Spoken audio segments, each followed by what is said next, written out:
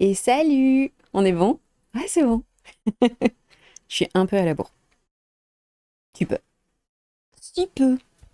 Allez, on va se lancer. Alors attends, est-ce que j'ai le retour? On est bon. On est bon. Allez, parfait. Oh, coucou à tous. Bien le bonjour. Salut, salut. Bon, du coup, au niveau du titre, comment on fabrique les hardware? Moi, le dernier stream, il a soulevé tout un tas de questions qui étaient hyper intéressantes. Et là, j'avais envie de me concentrer sur tout ce qui était partie fabrication. Et pour ceux qui débarquent sur le stream, qui connaissent pas du tout le concept, on prend un sujet où j'y connais rien du tout et on essaye de creuser. Et là, on est sur les ordinateurs, vraiment, et on va y être pendant un moment et on va faire des petites pauses sur des petits sujets, des choses comme ça. Mais ça reste toujours super intéressant et moi, ça m'éclate. Attends, faut que je rapproche ça. Et moi, ça m'éclate en fait de creuser et de savoir comment les choses fonctionnent. Et vu qu'on a vu les composants des PC et que le stream de vendredi était absolument extraordinaire, moi j'ai un milliard de questions. Et notamment comment on fabrique ça et en fait l'histoire de tout ce qui était composants informatiques parce qu'on a vu en fonction de l'évolution en fait de tout ce qui était PC, l'évolution des gros ordinateurs, qu'il y avait des choses qui étaient différentes, mais comment on fait en fait pour créer tout ça. Voilà. Hello Modo. Et oui, là, normalement, on est bien et on va pouvoir continuer. En fait, c'était surtout, moi, ma logique, c'est de me dire, avant les ordinateurs, ils étaient énormes, ils étaient très très très gros. On a commencé en fait par la base l'électricité, comment on faisait pour créer l'électricité statique, la découverte des différents éléments. Alors ok, on a fait une petite pause pour savoir comment on faisait des lames damassées et comment on forgeait et combien fallait de trempe pour forger un couteau. Mais ça nous a fait un petit saut de puce aussi pour découvrir en fait comment on a découvert le cuivre, comment on a découvert l'étain. Et je pense que ça, c'est des choses qui peuvent être hyper utiles, euh, vraiment, pour bah, justement ce qui nous sert, quoi. Voilà, voilà. Alors, tac, on va y aller. Attendez, bougez pas. J'avais vu différents sites sur comment sont fabriqués les composants électroniques. Alors, j'avais trouvé sur le site France Environnement. Il y avait une partie qui était sur le site France Environnement. Après, j'en ai vu d'autres. Ce qui était compliqué, en fait, c'est de... Je suis tombée sur pas mal de sites anglais. Et le problème, c'est que je pourrais pas en stream et faire la traduction et la lecture en même temps. Je crois que je n'ai jamais lu... Ça pourrait être un test. Je n'ai jamais lu un texte en anglais dans ma tête pour ensuite le prononcer en français. Je pense que ça doit être un exercice qui doit être infâme. Et très dur, mais bon, challengeant, hein. Voilà, donc en gros, on va partir un petit peu là-dedans sur comment c'est traité. Alors, dans ce que j'avais vu, dans les petites recherches que j'avais vues, c'était... où est-ce qu'on était? J'avais différentes revues. J'avais le journal du CNRS, j'avais le CEA aussi, donc c'est le commissariat de l'énergie atomique. J'avais plein de petites choses. Et c'était de se dire... Hop, attendez, là je suis sur toutes les refs. Ok. Comment on fabriquait une puce électronique, comment on fabriquait une carte mère, comment toute la partie hardware qu'il y a dans un ordinateur, sachant qu'on a vu les différents composants et que j'avais tout le chat plus le modo qui m'expliquait comment fonctionnait vraiment un ordinateur, à quoi, comment sur la partie hardware, et c'était assez marrant. Et c'est vrai qu'on avait vu un des streams de Yvan. C'est quoi son nom de famille? C'était pas un stream, c'était un. C'était un. Oh! Ouais, c'est toi. C'était la vidéo YouTube de j'ai besoin d'aide là, la fabrication des puces électroniques qui est sortie il y a quelques jours. Yvan Casta. Yvan Casta qui a fait une super vidéo sur la fabrication des puces électroniques. J'ai trouvé ça extraordinaire. Ok, comment fabriquer une puce électronique? Tac, là on est bon. Tout ce qui est la fabrication des SSD, ce genre de choses. Et par contre, je suis arrivée sur un truc où il disait que euh, le silicium, c'était la base de toute l'électronique. Et ça, j'ai pas de réponse et je comprends pas pourquoi. Et du coup, il va falloir que je comprenne. Voilà, voilà, en gros. Là, on est bon. On va aller mettre... Tac. Vous permettez? On est bon au niveau du son.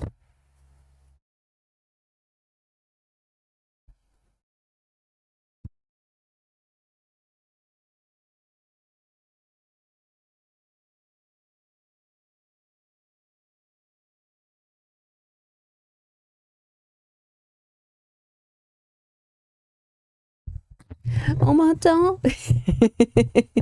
Allez, feu. Alors. Pourquoi je suis sur le site de mon école? Mais pourquoi? Pourquoi? Attendez.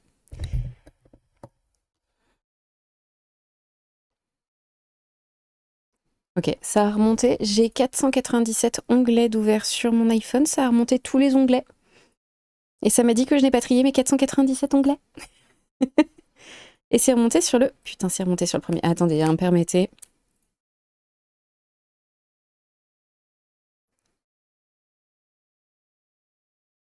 Allez. Vous avez la réponse. Ok. La fabrication du matériel informatique, le hardware, part du sable de quartz pour le silicium et de la fibre de verre pour les circuits. Les puces, processeurs et mémoire et les cartes mères sont ensuite produites par gravure chimique ou assemblées en usine. Le traitement du silicium et la création des puces. Le silicium est extrait du sable purifié à des températures extrêmes pour former de grands cylindres parfaits appelés lingots. Allez, l'histoire du silicium, ça y est, ça commence.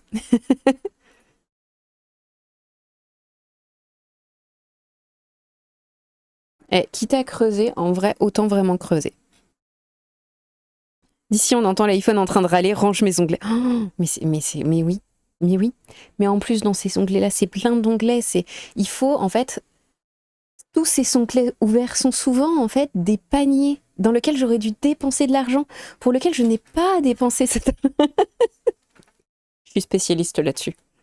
Aller sur des sites, mettre des choses dans des paniers et dire, vas-y, t'en auras besoin. Et je suis en mode, non, tu laisses 3 jours, vérifie que t'en aies vraiment besoin. J'en ai jamais besoin. L'onglet reste ouvert, l'onglet est en train de crever. Alors, l'histoire du silicium. Alors. Ok. Le silicium. Alors là, on est en source, on est sur Wikipédia. Le silicium est l'élément chimique de numéro atomique 14. Le symbole, c'est S, grand S, petit i.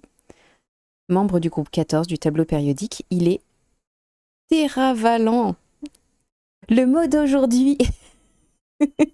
et en plus, il faudrait que je le prononce correctement. Tétravalent. Ok. C'est l'état d'un atome dont 4 électrons sont disponibles pour former une liaison chimique covalente dans sa couche de valence. Alors, je n'ai pas du tout compris cette phrase. Alors, il est tétravalent.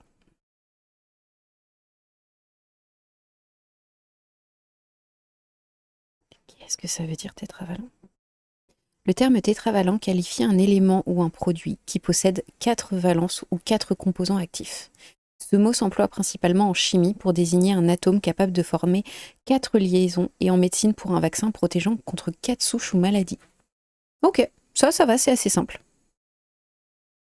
Pour l'instant. Ok. Je change d'onglet, je retourne sur l'autre. Donc membre du groupe. Ouais, membre du groupe 14. Comme le géranium.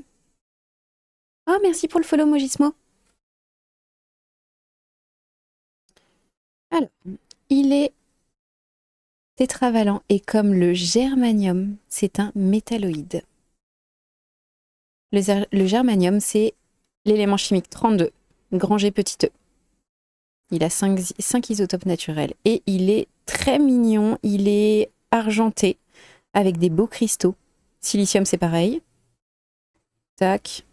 C'est un métalloïde, le nom dérivé du latin silex, qui signifie caillou ou silex. Ok, donc le silicium, il est tétravalent parce qu'avec un atome, il peut faire 4 connexions. Connexion avec quoi? Avec 4 électrons. Ok, on est bon. On est bon.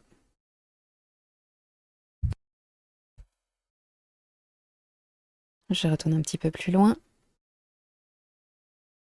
Le silicium est le deuxième élément le plus abondant de la croûte terrestre après l'oxygène et constitue 25,7% de sa masse. En revanche, il n'est présent qu'en relativement faible quantité dans la matière constituant le vivant. Il n'existe pas dans la nature à l'état de corps simple, mais sous forme composée. Le dioxyde de silicium, d'origine lithogénique, le quartz du granit et le sable siliceux. Ça peut être cristobalique des roches ignées acides. Cristobalique, je ne sais pas ce que ça veut dire. C'est un minerai composé de dioxyde de silicium. Ok. Ou biogénique, fabriqué par un organisme vivant comme les diatomées ou les radiolaires. Ça fabrique du silicium. Protozoaires de diamètre de 0,1 à 0,2 mm qui produisent des squelettes minéraux complexes, généralement une capsule centrale. C'est génial. Ok. Pourquoi on va voir ça? Pourquoi on a besoin de silicium dans la fabrication des hardware? Là, ça nous dit qu'en gros, ça présente 25,7% de la masse de la croûte terrestre, mais que ça n'existe pas vraiment à l'état naturel et que c'est souvent une forme composée. Le dioxyde de silicium, cristobalite des roches ignées ou biogénique, fabriqué par un organisme vivant, et de nombreux silicates, le feldspath ou la kaolinite. Le silicate, c'est un sel combinant le dioxyde de silicium à d'autres oxydes métalliques. D'accord. Donc on l'a pas tout seul, on l'a toujours en combiné. Tu veux que je t'attrape quelque chose? Ok. Alors, ok. Classification des silicates. Les silicates en astronomie. Non, classification. Ok, je suis sur les silicates. Je retourne sur le silicium.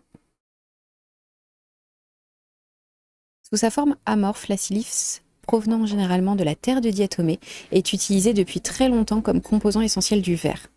Il a depuis le milieu du XXe siècle de nouveaux usages en électronique, notamment pour le transistor. Ça y est, on commence à y arriver. Pour la production de matériel tels que les silicones ou pour fabriquer des panneaux solaires photovoltaïques. En tant que biominéral, la silice amorphe est actuellement étudiée pour ses utilités en nanotechnologie. Du coup, l'idée pour moi, ce serait comment on a découvert le silicium, sachant que dans les précédents lives, on avait vu que le cuivre, il avait été découvert sur l'île de Chypre, où pendant très longtemps, ils pensaient que c'était que à Chypre, et en fait, au final, non. Que l'étain avait été découvert sur les rives de l'Irlande, où ils avaient nettoyé des alluvions et ils avaient vu des petits morceaux d'étain, et c'est comme ça qu'ils l'avaient utilisé. Et c'est à ce moment-là qu'on a découvert comment on fabriquait du bronze, parce que ça mélangeait du cuivre et de l'étain. Et c'était ça, ce questionnement. Du coup, le silicium, j'ai envie d'aller dans la même direction, de savoir, ok, on s'en sert pour les composants d'ordinateur, mais qui a découvert le silicium? Et là, je suis sur l'histoire et la découverte. Et ben écoutez, c'est parfait. Je pars juste 10 secondes, je vais aller chercher un mouchoir, je vais me moucher.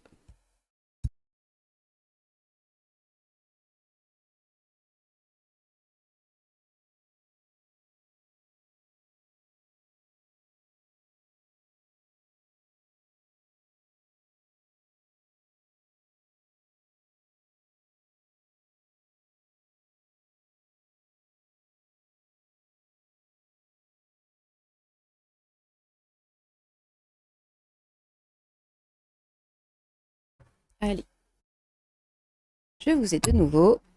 On est bon. Est-ce que je sais... Ouais, vous m'entendez? On est bien. Allez, parfait.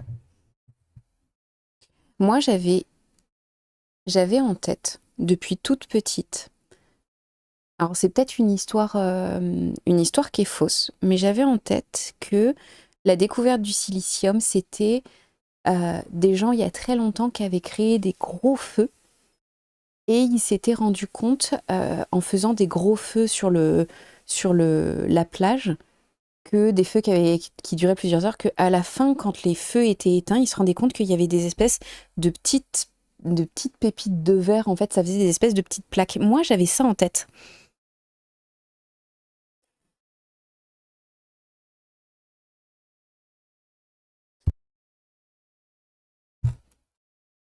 Alors, là, on est bon. L'histoire. En raison de l'abondance de silicium dans la croûte terrestre, des matériaux naturels à base de silicium sont utilisés depuis des milliers d'années.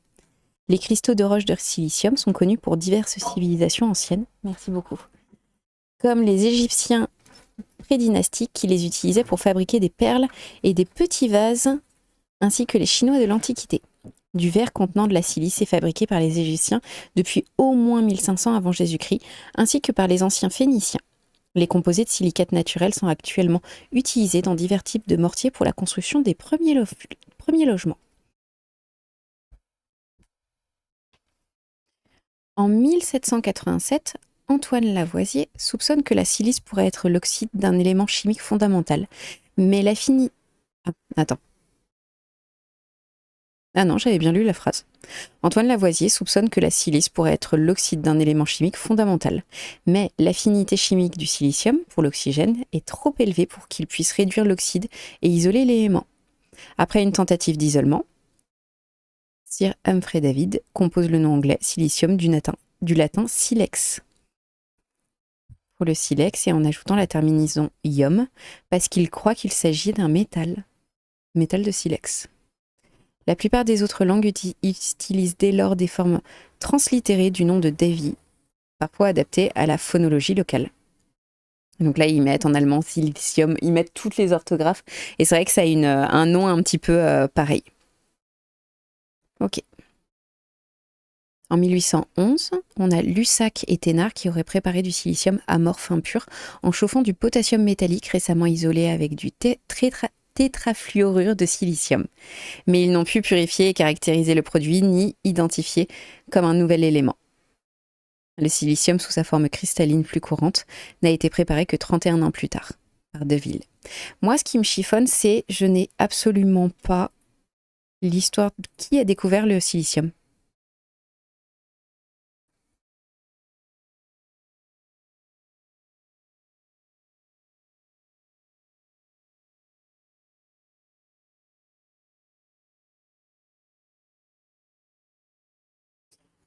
Alors, le petit fun fact à rajouter. Le silicium a une origine cosmique issue de la fusion nucléaire entre des étoiles massives. Sur Terre, c'est le deuxième élément le plus abondant. Ça ne me dit pas... Hop.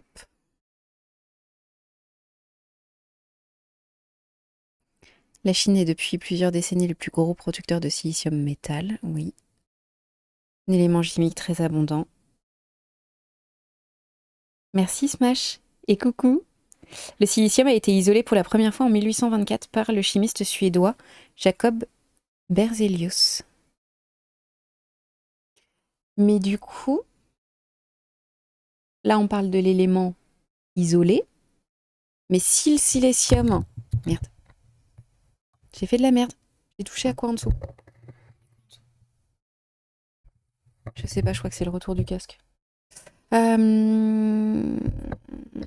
Si le silicium il était utilisé pour faire entre autres du verre, là on a quoi? On a les Égyptiens. On a les Égyptiens qui l'utilisaient déjà à la base pour faire des perles. Ouah, il était dur. Je vais prendre du café, moi. Alors attends. On est sur Minéral Info. Le silicium est l'élément le plus abondant, oui. Il est extrait principalement sous forme de quartz, puis transformé en silicium métal par électrométallurgie. En fonction de son niveau de pureté, il intervient dans la composition de multiples matériaux de pointe, allant des alliages d'aluminium aux semi-conducteurs en passant par les silicones et les cellules photovoltaïques. Son affinage et sa transformation en produits à haute valeur ajoutée sont très complexes et fortement consommateurs d'énergie et de produits chimiques.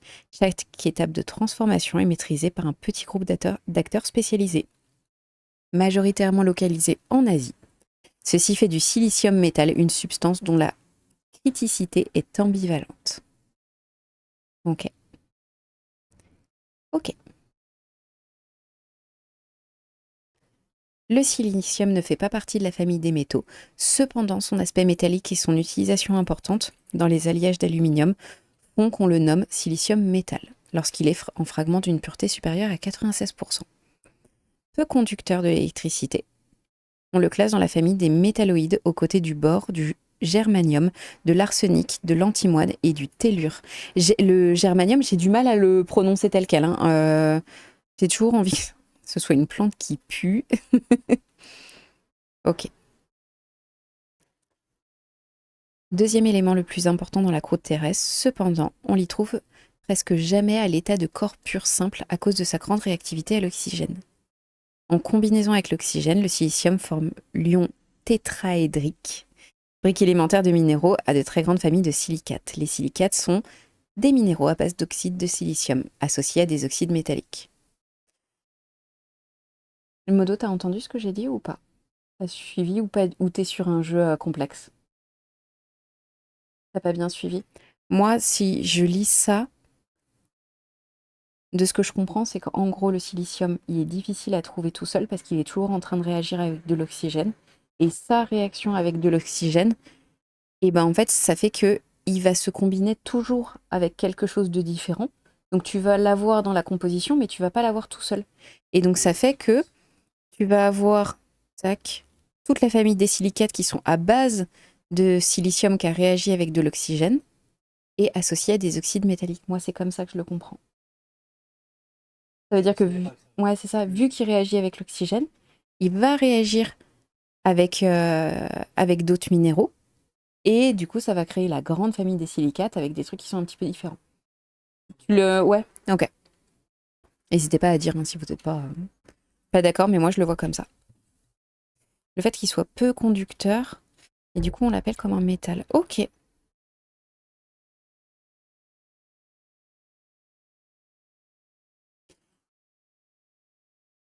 L'élément silicium est également un des principaux constituants de la technosphère, combiné à d'autres éléments comme l'oxygène, le fer, le calcium, manganèse. L'élément silicium est capable de former des matériaux de nature très variés, allant du verre, donc la silice, grand S petit, donc la silice O2, aux alliages métalliques, ferrosilicium, silicocalcium ou silicomanganèse, en passant par les silicones, les céramiques et les gaz. Ok. Et on est sur l'article où on est principalement sur le silicium métal. En fonction de la pureté, on va l'utiliser différemment. Dans les alliages d'aluminium, le silicium métal améliore la coulabilité et réduit le coefficient de dilatation thermique. Les alliages sont utilisés dans l'automobile, l'aviation, le transport maritime, le bâtiment et les emballages. Ils sont généralement fabriqués à partir de silicium métal de qualité métallurgique. Donc c'est-à-dire une propreté, une pureté proche de 99%. Ok. Là, ça parle des silicones qui sont des polymères, qui forment des matériaux techniques à texture très variée. Des huiles, des gels, des résines, des gommes. Leur fabrication fait intervenir le silicium métal de pureté généralement inférieure à 99,9%, que l'on transforme en gaz de diméthyl-dichlorosilane. Ok, là ça commence à être un peu trop technique pour moi. Du coup, je vais pas aller plus loin sur tout ce qui est la création. Je vais juste aller ce qui nous concerne en fait sur la partie électronique. Dans la microélectronique, ce sont également les propriétés semi-conductrices du silicium qui permet le fonctionnement des circuits intégrés, ainsi que le stockage et la transmission d'informations. Le polysilicium est affiné au niveau de pureté extrême. Ok, j'ai peut-être besoin d'une explication. Est-ce que quelqu'un dans le chat saurait... Dans la phrase, ça met un niveau de pureté extrême de 10N à 13N. Grand N. Attends, peut-être qu'on pourra me répondre. Tac. Je connais pas l'échelle du grand N. Je sais pas comment le lire en fait.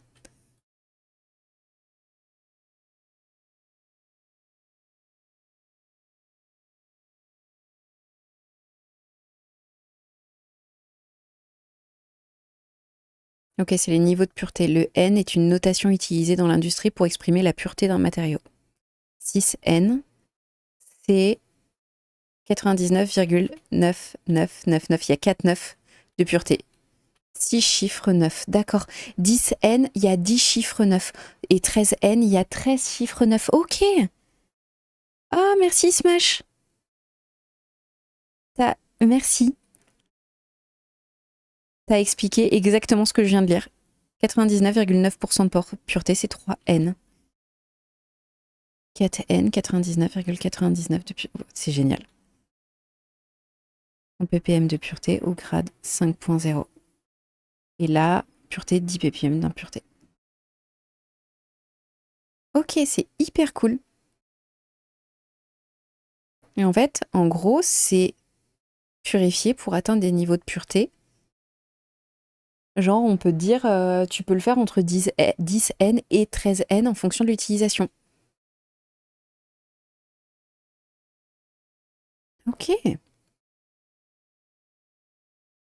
Et donc ça, le polysilicium, il est affiné jusqu'à avoir un niveau de pureté entre 10 et 13N. Donc ça veut dire que c'est 99, donc là déjà on en a déjà 2 et t'en as 8 derrière. Ou 3 de plus 11. T'en as entre 8 et 11, 9 derrière. Avant d'être recristallisé sous forme d'un monocristal cylindrique de très haute précision. Le lingot est par la suite découpé en plaquettes ou wafer. Wafer, comment je dois le prononcer? Les plaquettes de polysilicium avant de subir de nombreux traitements physico-chimiques supplémentaires, nécessaires à l'obtention de composants finaux. Le secteur d'utilisation du silicium métal bénéficie tous d'une tendance robuste de développement dans les années à venir. Ça, on est bon. Et donc...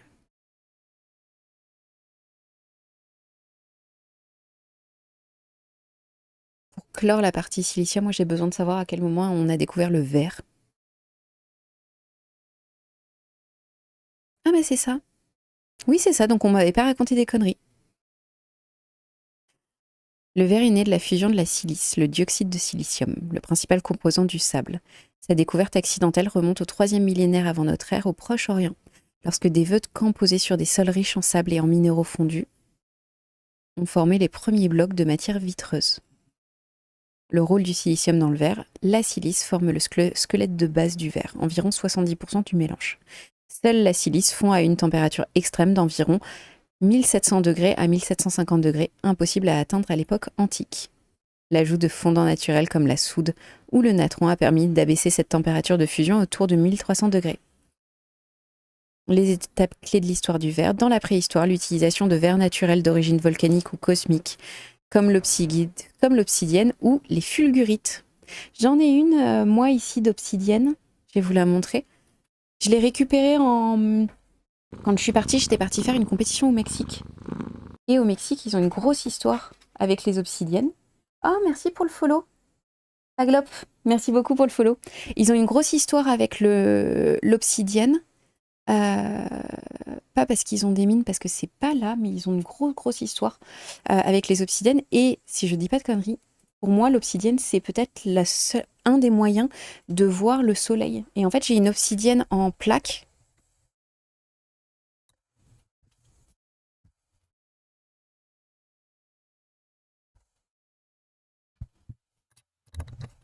J'ai une obsidienne, vous voyez, qui est là.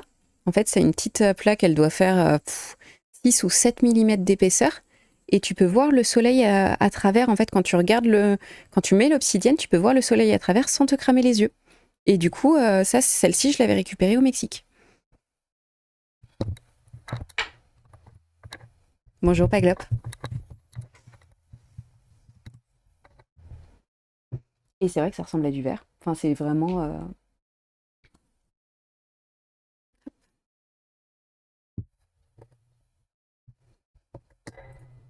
En Antiquité, les premiers objets façonnés, les perles, les petits vases en Mésopotamie et en Égypte par la technique du noyau d'argile.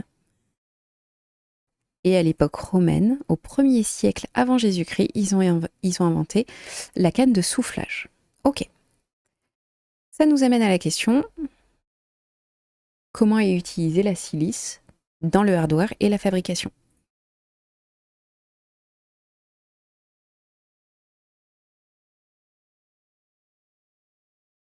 De mémoire, l'obsidienne vient des volcans, je crois. Bah, en fait, dans un sens, peut-être que tout vient un peu... Alors attends, on va aller creuser. Hop. Donc l'obsidienne, donc c'est la pierre noire. C'est une roche volcanique, t'as raison. Vitreuse noire, très prisée pour ses qualités et sa couleur.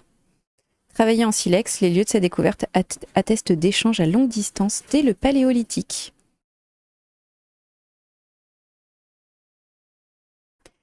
Si tu es dans la lithothérapie, ça sert comme bouclier énergétique.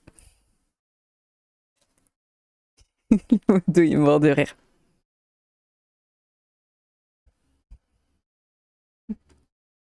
Tais-toi! Pardon. Ah, bien sûr. Oh, il n'y a aucun souci. Ok, moi je veux pas les propriétés en litho. Attends. Pardon pour tous ceux qui croient à la litho, je suis navrée de cette blague. Coucou Morgane, comment ça va?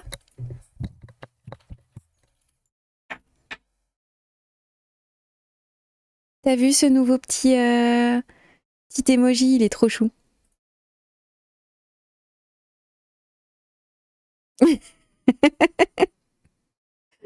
Ok, obsidienne.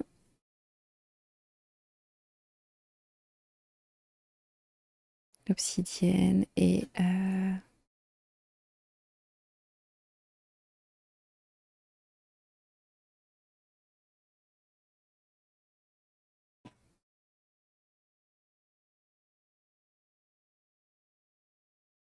Tac, j'arrive pas à trouver l'info. Je suis désolée, je suis trop sur la lithographie.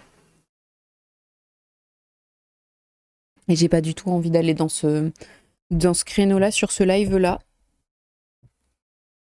Mais dans tous les cas, moi j'en avais une que j'avais ramenée du Mexique quand j'étais allée faire une compétition de pôle.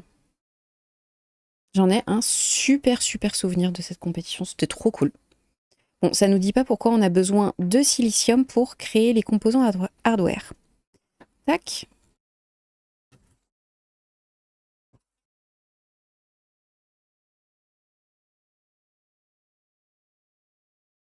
Là on est bon. Allez, parfait. Le silicium, c'est le matériau semi-conducteur fondamental de l'industrie hardware. Il sert de substrat de base pour fabriquer la quasi-totalité des puces électroniques, des microprocesseurs, des cartes graphiques et des mémoires qui font fonctionner notre ordinateur et appareils modernes. C'est un des matériaux électroniques essentiels. Comment ça va aujourd'hui?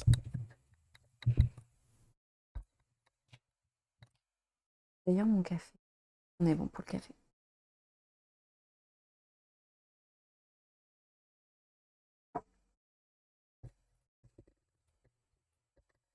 On va continuer le temps que tu nous écrives. Le silicium, matériau fondamental de l'électronique moderne, est essentiel dans les applications allant des circuits intégrés aux cellules solaires. En tant que quasi-métal tétravalent, donc ça, tétravalent, pardon, on n'arrive pas à le prononcer. Tétravalent, c'était un atome pour une connexion avec 4 électrons. C'est un mot que je connaissais pas. On a appris un mot, enfin un de plus aujourd'hui. Et semi-conducteur. Moi, c'est semi-conducteur. T'as loupé quoi? L'origine du silicium. On a été allé sur le silicium. Et la définition du mot tétravalent. Et moi qui arrive enfin à le prononcer. Tétravalent, un atome qui fait une connexion avec 4 électrons. Et le silicium, si je le résume,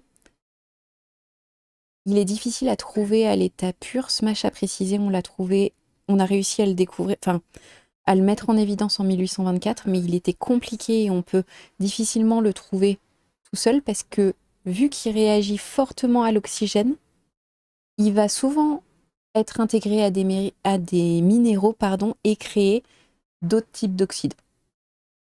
À peu près. Silicium et composants hardware. Alors attends. Qu'est-ce que oui, semi-conducteur, c'était ça que je cherchais.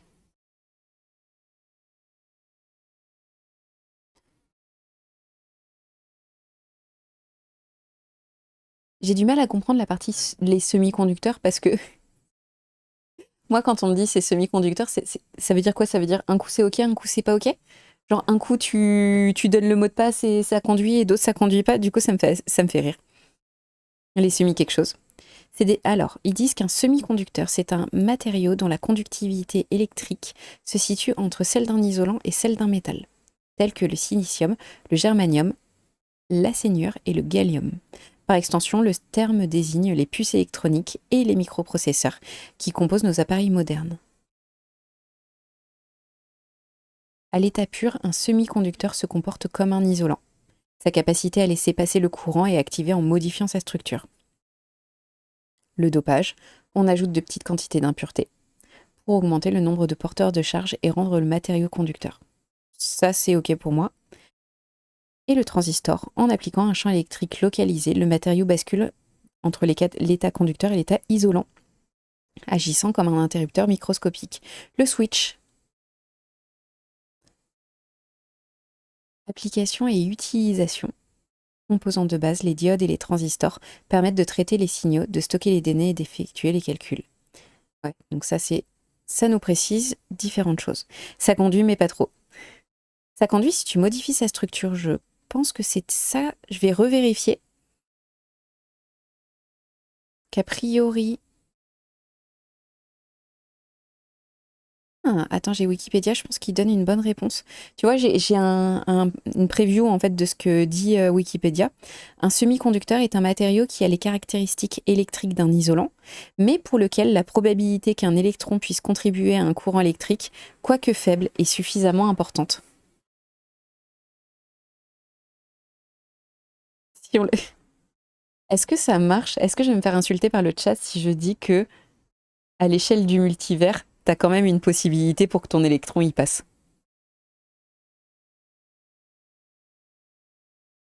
Que dans tout bouquin de possibilités, il y en a quand même une où ça peut potentiellement passer. Je suis en train de regarder si j'ai une autre explication.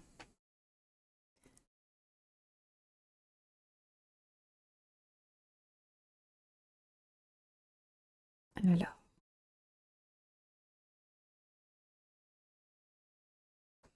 les choses semi-conducteurs, je suis en train de chercher. Semi-conducteur, c'est quoi?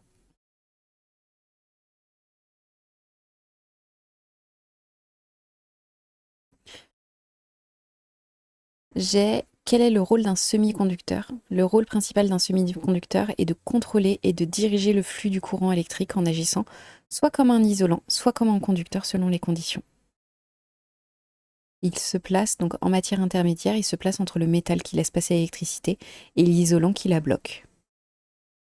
Interrupteur naturel, il laisse circuler le courant uniquement si on lui donne un signal, comme de la chaleur, de la lumière ou une tension électrique. Ok. Et dans les principales utilisations, tu vas avoir le transistor qui sert à amplifier le signal. Ça, on l'avait vu quand on avait fait la radio. La radio, on avait tout un passage sur la partie la partie des transistors et amplifier le signal. Ça, on l'avait vu. Les diodes, elles bloquent le courant dans le sens pour le laisser passer dans l'autre sens. Ça, on avait vu diode et triode. Et triode, il y a une grille au milieu pour amplifier ou pas, si je dis pas de conneries. Et les puces électroniques. Et là, on est bon. Ok. Et ben, on va aller plus loin. Comment on crée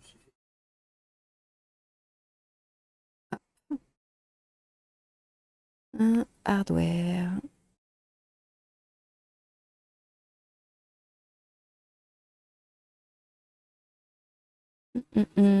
Par quoi on commence?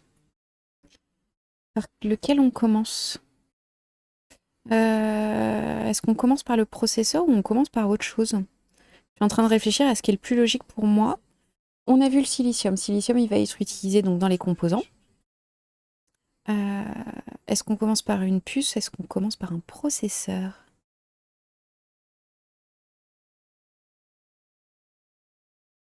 Histoire, création des puces.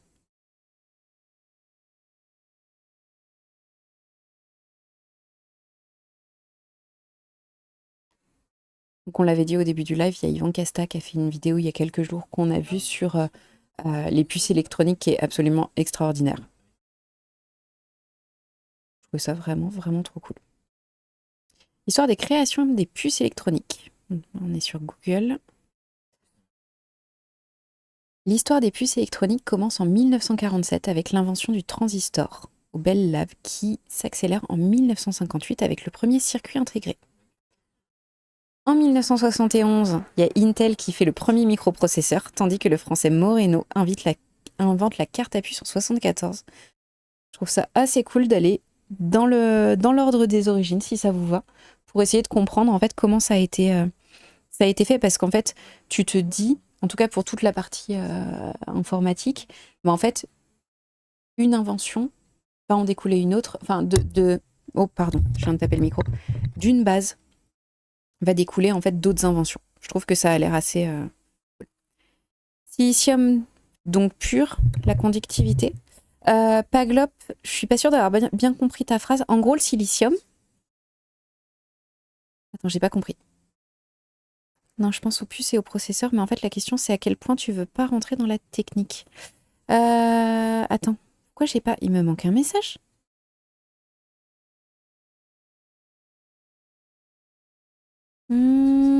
Pyroxyde, je crois. C'est ton premier message ou pas? Alors. Pur. Alors, Paglop, le silicium pur, justement, ce qu'on disait, c'est qu'il est difficile en fait à avoir tout seul parce qu'il réagit avec l'oxygène. Et donc, du coup, vu qu'il réagit avec l'oxygène, il va s'associer à d'autres choses. Oui, donc pyroxyde, c'est ton message. Je pense puce et processeur, mais en fait, la question, c'est à quel point tu veux rentrer dans la technique. Pour comprendre le fonctionnement des ordinateurs, sachant que là, on est sur le hardware et qu'on a commencé par l'électricité et que j'y connais littéralement rien du tout, je pense qu'on va pas trop rentrer dans la technique et qu'on va y aller tranquillou et de commencer par l'histoire me permet en fait de comprendre des inventions très très simples qui vont me permettre ensuite de comprendre des notions beaucoup plus complexes. Mais de savoir que à la base ton ordinateur il faisait 160 mètres carrés et qu'ils ont réussi à le réduire en créant, tu vois, en fait je crée un entonnoir sur quelque chose de très général qui est relié à l'histoire pour essayer de choper un petit peu tous les embranchements.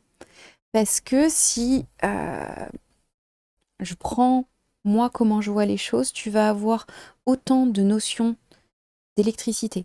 Sur aussi, tu as une partie historique, tu vas avoir. C'est con, hein, mais pourquoi on a développé le téléphone? Parce qu'il y avait soit du business à faire, soit un truc sur la guerre. Et en fait, je vois ça comme un arbre géant qui fait qu'il faut que je comprenne certains embranchements et notamment la base, donc pas aller trop dans les précisions. Tu vois, j'ai pas envie de savoir pourquoi là tout de suite il faut une DDR5 plus qu'une DDR4 ou ce genre de choses.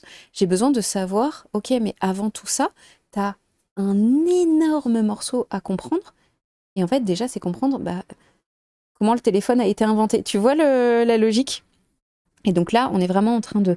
On n'a pas encore fait du tout la partie software. On a fait. Enfin, si, on a abordé le code binaire qui était hyper important parce que le binaire, on l'a déjà depuis le Morse, le Braille, ce genre de choses. Donc on avait fait une petite parenthèse sur le binaire. Mais là, on est vraiment sur la partie hardware. Et vendredi, et ben en fait, il y avait tout le chat plus le modo qui était en train de m'expliquer.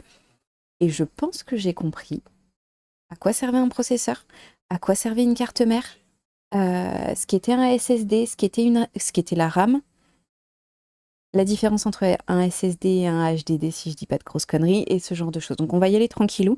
Je pense qu'on va aller peut-être sur les origines des puces et le transistor. On est allé aussi sur les tubes à vide et j'ai compris, en théorie, tu vois, en très simplifié, le fonctionnement des triodes.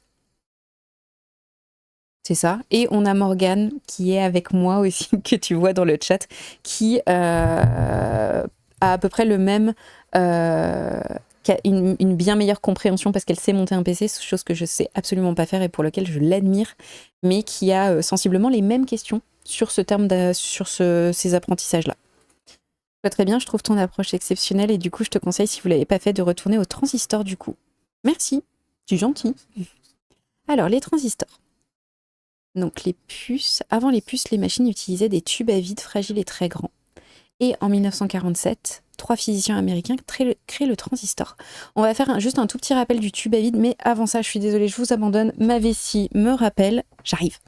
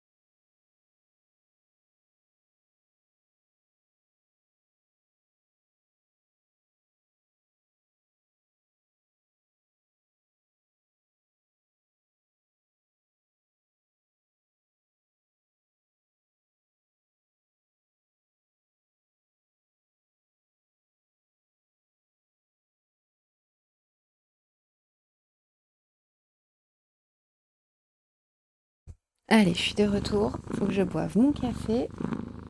Ah, merci Peroxyde pour le follow. Ok, ma petite obsidienne, elle est bonne. Ok, les tubes à vide et le transistor.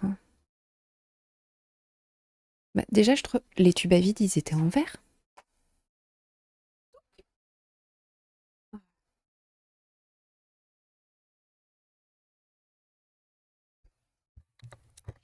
C'est assez courageux de chercher à comprendre dans les détails.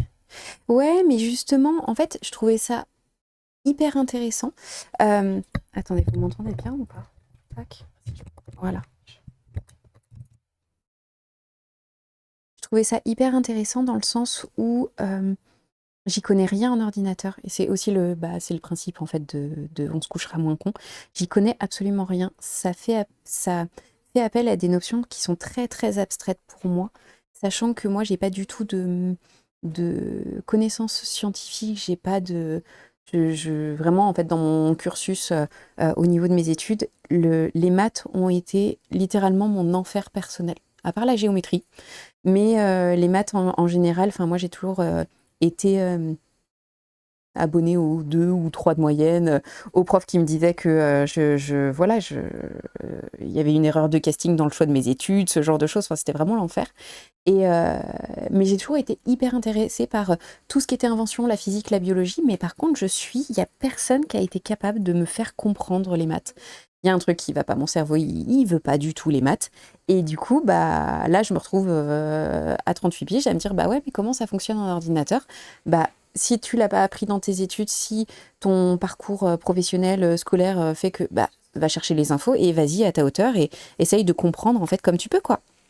Coucou Awusan. Awusan, pardon. Re. Oui, bonjour Jamie. Caro, je vois pas de quoi tu parles. Je vois pas de quoi tu parles, AC984. AC984 est une personne que je connais IRL. C'est un ami très proche IRL. C'est pour ça qu'il se permet en fait des grosses vannes. Ok, le tube électronique, le tube à vide. T'es au boulot ou pas? Je pose la question parce qu'il disait que si c'était pas assez dynamique, c'était trop compliqué pour lui pour le boulot, du coup il passait mon stream. Non, c'est pas vrai, les maths c'est accessible si tu captes pas, c'est la faute de celui qui t'explique. Je pense, oui, mais va l'expliquer à un prof qui a 30 gamins surexcités. Je pense pas avoir été. J'ai eu des profs qui ont été extraordinaires, vraiment. Par exemple, mon prof de terminale qui m'a dit: Toi, tu comprends pas les énoncés, donc tu vas faire en sorte d'avoir une copie pour ton bac propre. Il me l'a dit texto. Il me dit: Il fait, tu comprends pas. Il fait, donc tes résultats, ils seront faux. Par contre, les formules, tu les as. Il fait, donc, quand tu vas passer ton bac, tu vas prendre pour chaque exercice une feuille. Il fait, parce que tous les profs de maths corrigent tous les exercices feuille par feuille. Enfin, exercice par exercice et pas la totalité. Il fait donc, t'as 50 copies. Il va corriger tous les exercices 1 des 50 copies. Il fait, déjà, si c'est propre, t'as envie de le lire. Il fait, tu notes tes formules, tu encadres ta formule, et à chaque fois que tu mettras un résultat, tu mettras l'équivalent sur la formule. Ce prof-là était extraordinaire. J'ai réussi avec des formules qui étaient justes et des résultats qui étaient faux. Parce que je crois que mon bac, il fallait calculer un poids et genre, c'était l'équivalent. En gros, je te dis, le résultat, c'était équivalent à, je te disais, bon bah voilà, j'ai trouvé le poids de cet éléphant, il fait 12 grammes. Je savais que mon résultat était faux. J'ai quand même réussi à avoir 13, juste avec une copie propre et des formules. Mais je suis d'accord avec le fait que, si c'est le mal expliqué, mais je vais pas jeter la pierre aux profs non plus, parce qu'ils ont 30 gosses et moi je sais que bah, des fois je comprends à moitié ou c'est super bizarre. Enfin, je me rends bien compte que quand on m'explique quelque chose, bah, des fois t'entends le chant des cigales en fait dans mon cerveau et d'autres fois je vais percuter vite, très vite et très loin. Et malheureusement, bah, tu peux pas demander à un prof de s'adapter et des fois, bah, tu te retrouves face à des gens qui sont pas passionnés par leur métier. Vroom vroom, oui. Alors fais attention à ces 984, je suis à 2 doigts de te Théo. Le corbeau qui traverse la tête. Ouais, c'est ça, moi c'est ce dit, tu sais, c'est la phrase, quand tu regardes dans ses yeux, t'entends le chant des cigales. J'ai passé un bac éco, le bac B, en étant nulle en maths comme toi. Je comprenais pas la logique. Moi, c'était bah, un bac éco SES. Et coefficient 5 hein, pour le bac. Je l'ai eu grâce aux options. Alors, le tube à vide.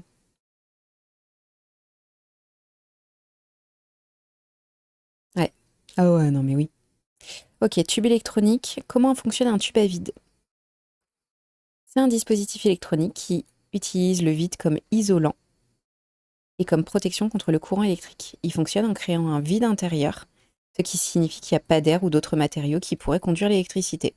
Jusque-là, c'est assez simple. On a un tube à vide avec un filament qui est chauffé, une cathode qui est chargée. Cathode, c'est toujours la même chose. C'est... Alors, attends. Pour moi, c'est toujours la même chose.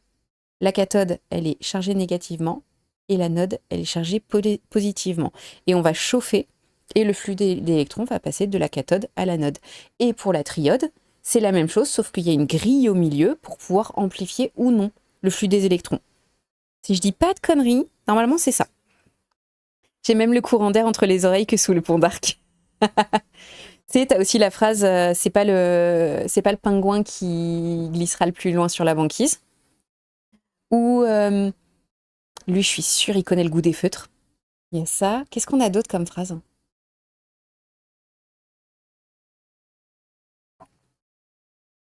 Le couteau le plus affûté du tiroir. Je sais pas ce que c'est la catalyse. Je connais le goût de chaque crayon de couleur. Ah ça, j'ai pas de doute. Avec tout mon amour, je n'ai pas de doute. Alors, catalyse. Je vais voir si... Je vais aller regarder ce que c'est la catalyse. Si c'est trop technique, je te le dirai tout de suite. L'action d'une substance appelée catalyseur qui modifie la vitesse d'une réaction chimique sans être modifiée ni consommée. Je pense pas que ce soit en lien avec la triode. Le pot catalytique. C'est pas l'étage le plus éclairé de l'immeuble. Waouh, je l'adore ça là. Ah, je l'adore. Je l'adore. Anode, cathode, dans l'eau. L'anode, c'est de l'eau 2, je crois. Ouais, là, Paglob, je crois que ça va trop loin pour moi. Ouais, ça va trop loin pour moi. Pour le coup, j'y suis pas encore. Je suis pas encore... Tu vois, je comprends encore le principe de base. Faut déjà que je l'assimile et que je le digère pour ensuite aller voir les exceptions et les choses qui sont en parallèle. C'est pour accélérer la réaction chimique. Là, je suis sur la triode. Tac. Alors, attends. Je vais revérifier la triode.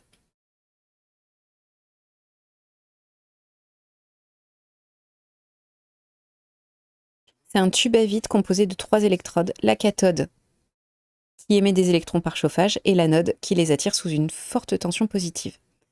Placé entre deux, une grille. Donc ça, je m'étais pas trompée.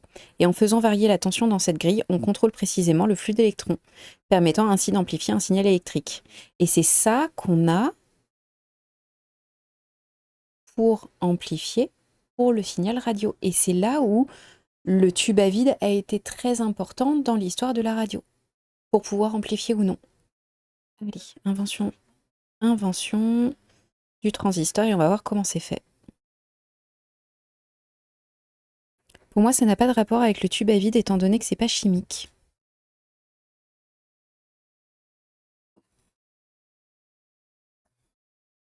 Excuse-moi, mais moi aussi, je balance des trucs sans savoir si c'est OK. Si c'est OK pour toi que je te dise, ça va trop loin dans les explications parce que moi, j'y suis pas encore. Tu vois, c'est comme si tu me fonctionnais le fonctionnement d'une télévision alors que je suis en train d'essayer de comprendre comment ils ont inventé les bougies à l'époque où il fallait faire de la lumière la nuit. Tu vois? C'est le truc entre les deux. C'est pas mauvais ce que tu dis, c'est juste peut-être pas le bon timing pour mon cerveau.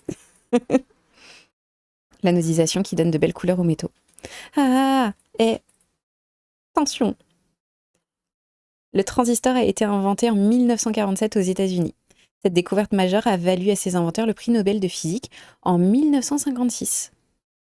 L'objectif initial était de trouver un remplaçant fiable, plus petit et moins gourmand en énergie aux fragiles tubes à vide utilisés en téléphonie et en informatique. Le premier prototype était un dispositif rudimentaire à base de germanium et de contacts en or qui permettait d'amplifier un signal électrique. Révélée au public en 1948, l'invention a révolutionné le XXe siècle en amorçant l'ère de la microélectrique. Je vois t'as tout fait. Je vois tout à fait. J'adore comment c'est écrit tout à fait. C'est comme le ça va pas, S-A-V-A-P-A. Et le ALED, A-L-E-D. Attendez, j'ai un truc qui va se casser la gueule dans la pièce d'à côté.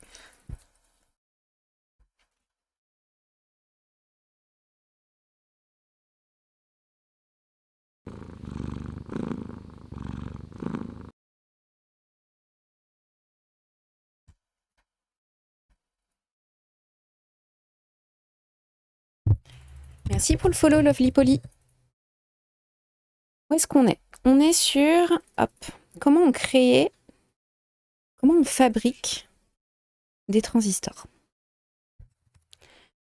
Fonction clé. Il sert d'interrupteur électronique ou d'amplificateur de signal. En remplaçant les lampes à vide par des semi-conducteurs, donc là c'était du germanium, il a permis de créer des ordinateurs puissants, des téléphones portables et des microprocesseurs. Comment on fabrique les transistors?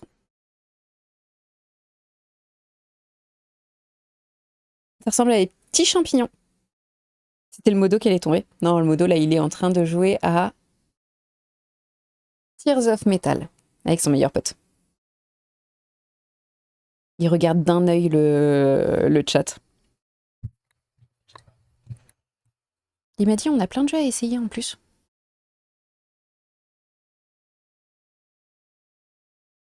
La fabrication d'un transistor repose sur la manipulation du silicium pur. Ce processus de microélectronique combine des étapes de purification, de découpe en fines plaques, le wafer. Est-ce que je le prononce bien? C'est wafer ou... Moi, ouais. Pour moi, c'est wafer, comment ça se prononce, et pas wafer, ce serait quand même bizarre. De photolithographie, de dépôt de couches minces et de dopage chimique. Merci, Pyroxite. Ok.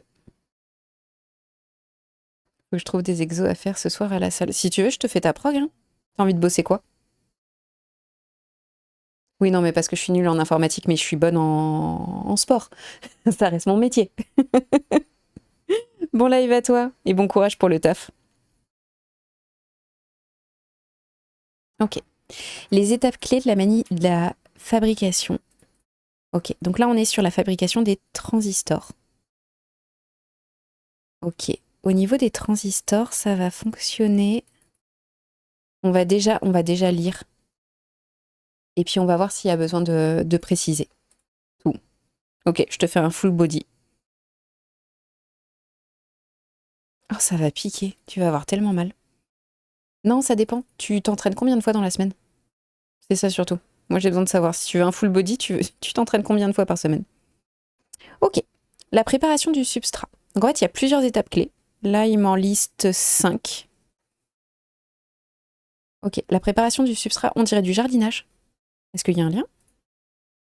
Ok, à toi. Ok, c'est bon. Je t'envoie tout ça. Préparation du substrat. Le silicium extrait du sable est purifié pour former un lingot monocristallin qui est ensuite découpé en fines plaques circulaires appelées des wafers. Donc ça veut dire que le premier étage de notre millefeuille, c'est du silicium. Parce que silicium, semi-conducteur, et que dans l'absolu, si c'est un semi-conducteur et que je dis pas de grosses conneries, par rapport à ce que j'ai lu, son premier truc est d'être un isolant. Merci Pyroxyde, bah avec plaisir. Avec plaisir. Et puis surtout, alors, vous avez des points de chaîne où vous pouvez dire un micro pour le modo, pour préciser ou machin. Fonctionne aussi sur... si je dis des grosses conneries, vous avez le droit de me dire que je dis des conneries et que je vais pas dans la bonne direction. Pour le coup, je pense qu'il y a beaucoup plus de personnes dans le live qui ont beaucoup plus de connaissances que moi. Coucou Pugsley! J'ai fait l'update de ton BIOS. J'ai fait un date sur le BIOS. C'était une rêve qu'on avait fait sur le précédent live où le modo il m'a dit, il fait si tu veux après le live je te montre le BIOS. Il m'a montré le BIOS de différents ordinateurs qu'on avait là. Et en fait c'est trop cool, je savais pas à quoi ça ressemblait. Ouais. C'était trop cool. Ça ressemble à des... C'est complètement différent en fonction des PC. Là t'arrives, enfin si tu viens juste d'arriver, on est sur les étapes clés de la fabrication et on est sur la fabrication du transistor. Oui, c'est ça. Fabrication du transistor. Transistor qui sert d'interrupteur ou qui sert à amplifier un signal. On est sur le silicium pur. Silicium, on a vu l'origine en long, en large et en travers. Je pense que c'est bon, on peut faire un exposé sur le silicium. Et préparation du substrat, le silicium extrait du sable et purifié pour former un lingot. On fait une petite découpe en plaques fines. Ensuite, oxydation et dépôt. Une couche d'isolant comme l'oxyde de silicium et des couches de matériaux conducteurs ou semi-conducteurs sont déposées à la surface de la plaque. Ensuite, on a la photolithographie. Un polymère photosensible est isolé à travers un masque géométrique pour reproduire les motifs du circuit. La lumière grave ou protège certaines zones microscopiques.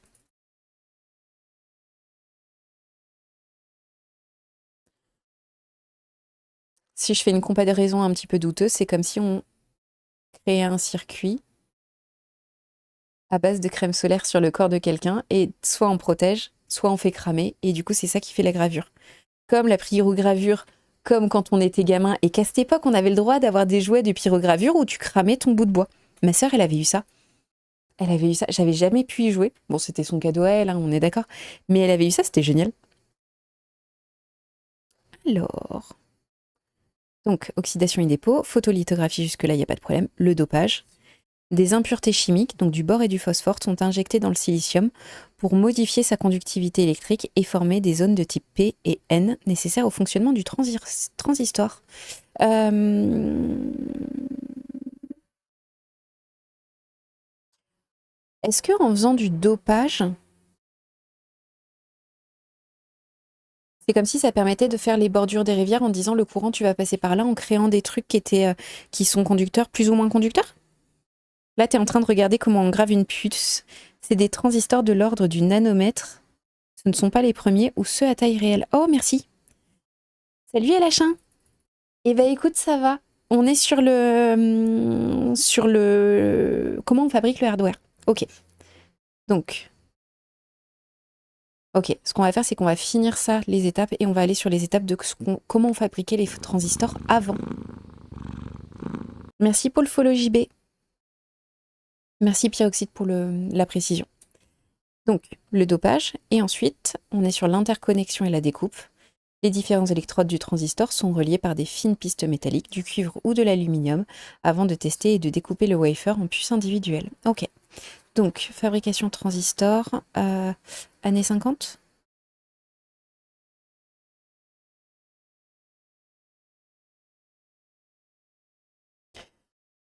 Ok, je crois que j'ai trouvé quelque chose. Dans les années 50, la fabrication des transistors passe d'une invention de laboratoire à une production industrielle de masse, utilisant principalement le germanium avant l'essor du silicium. Le germanium, on l'a vu, c'est un matériau semi-conducteur aussi, au même titre que le silicium. C'était dans la liste de plusieurs matériaux semi-conducteurs, si je dis pas de conneries. On est là.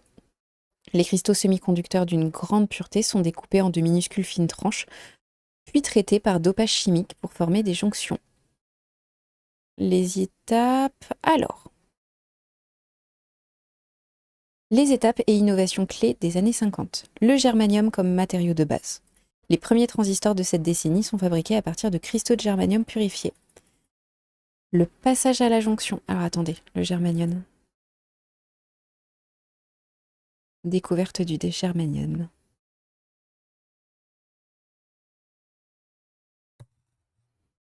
Moi, ce que je trouve bien, c'est qu'à un moment donné, au fur et à mesure des lives, j'aurais découvert tout le tableau périodique des éléments.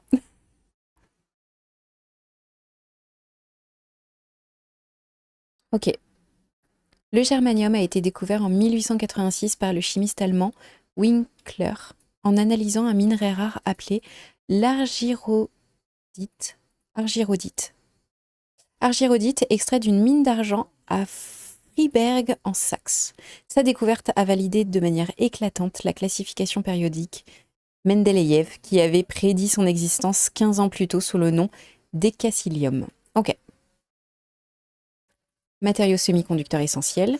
Transparent aux rayons infrarouges, ça c'est intéressant à voir. Les rayons infrarouges et les rayons ultraviolets, on les avait vus au moment où on a parlé de Hertz sur les ondes lumineuses et les ondes magnétiques, si on est bon. Donc la Big Bang Theory. C'est des robots qui fabriquent des robots, mais tout à fait. Coucou McLovin.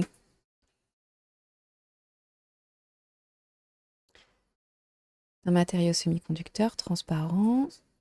Germanium, pareil, gris. Ok. Donc, à la base, ils utilisaient des cristaux et ils n'utilisaient pas le silicium.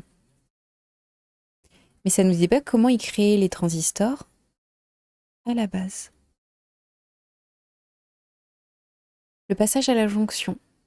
Inventé en 1948 par Shockley, le transistor à jonction est produit et commercialisé au début des années 50, remplaçant progressivement les pointes de contact initiales. Ça ne me dit pas, je n'ai pas assez d'informations. Là, je suis sur le site de l'Académie de Paris.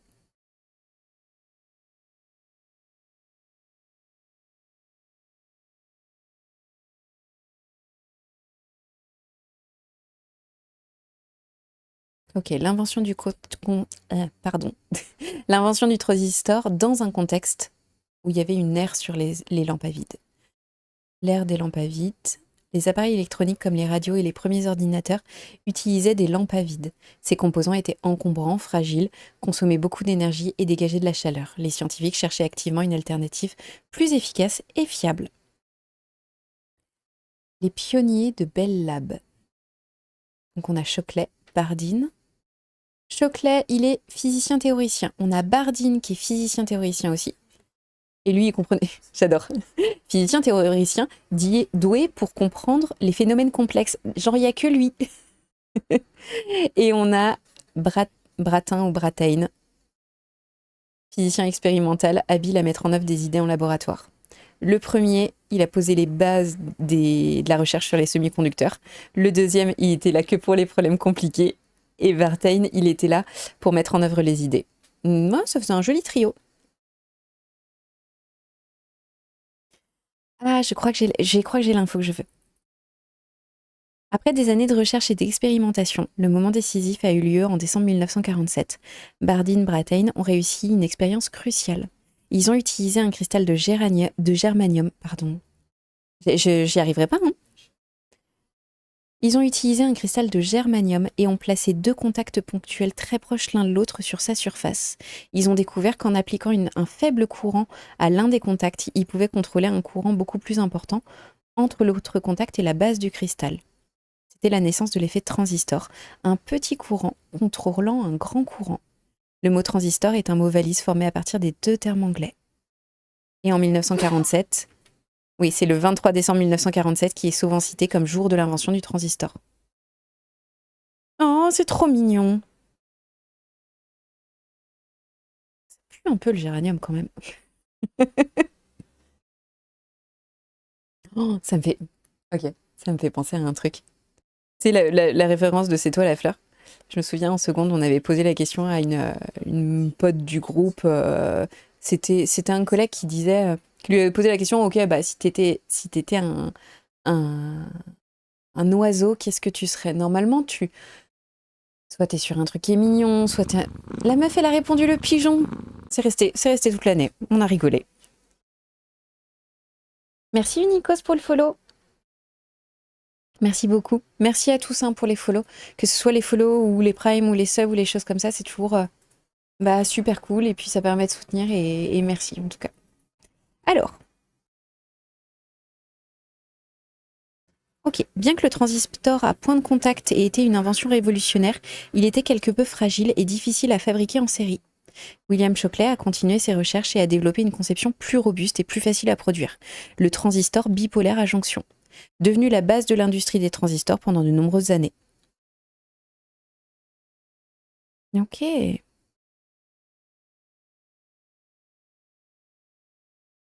C'est au début des années 50 que les transistors commencent à faire leur apparition dans les radios. Ils ont permis de construire des radios beaucoup plus petites, légères et portables. Les radios avaient plus d'autonomie par rapport au modèle à la lampe. La radio à transistor a eu un impact culturel immense. Elle a contribué à la diffusion de nouveaux genres musicaux. Ok, ça c'est cool. On est en terminologie sur un semi-conducteur. Et donc on est sur le transistor. Alors attendez, il faut que je retrouve le nom. Transistor bipolaire à jonction. Allez.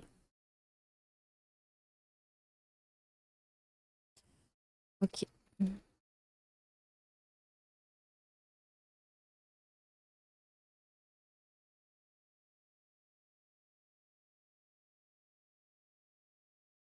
Ok.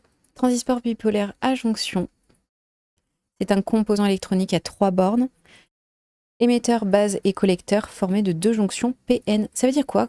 Grand P, grand N. Il permet d'amplifier un signal ou d'agir comme un interrupteur commandé. Alors, l'émetteur c'est le E.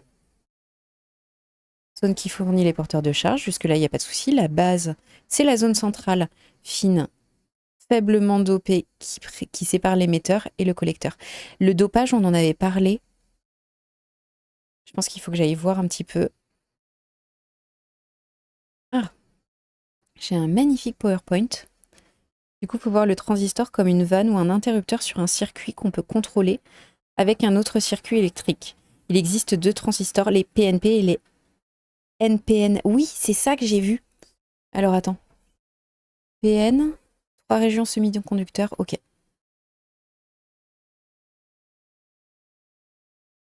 Transistor bipolaire. Il est utilisé comme interrupteur commandé et pour l'amplification, mais aussi pour stabiliser une tension, moduler un signal, ainsi que de nombreuses autres utilisations.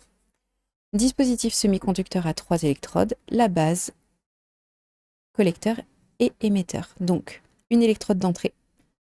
Donc c'est l'entrée du courant ou d'une tension sur des électrodes de sortie, collecteur et émetteur. Ok, du coup je comprends les matériaux P, matériaux N. Alors, l'un transistor bipolaire comporte 3 couches de silicium disposées en sandwich dans l'ordre PNP ou NPP. Donc N, P et N, les jonctions. Mais qu'est-ce que c'est N et P? Positif et négatif? C'est tout? C'est aussi simple que ça?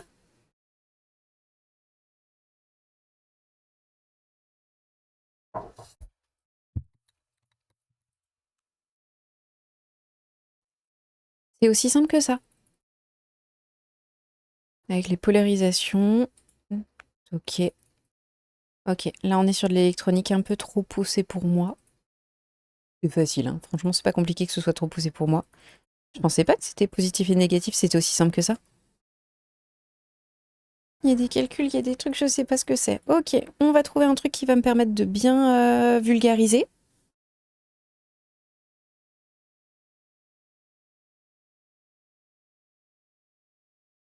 Le transistor PNP. Ces transistors injectent un courant en reliant la charge à l'alimentation positive. Le courant circule cette fois de l'émetteur, la borne positive, au collecteur, lorsqu'une tension négative faible est appliquée à la base. Le courant circule cette fois de l'émetteur positif au collecteur lorsqu'une tension négative faible est appliquée à la base.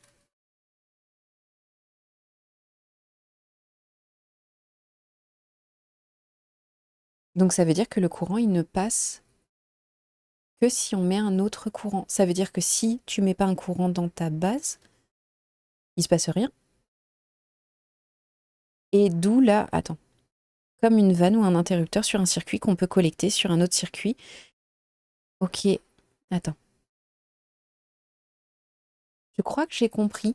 Je crois que j'ai compris que le transistor, tu pouvais envoyer une grosse partie de courant si tu avais envie. Je crois que je comprends certaines phrases. Que tu peux envoyer énormément de courant à la condition que en fait, tu peux maîtriser un énorme flux de courant avec un tout petit flux. Je crois que c'est ça.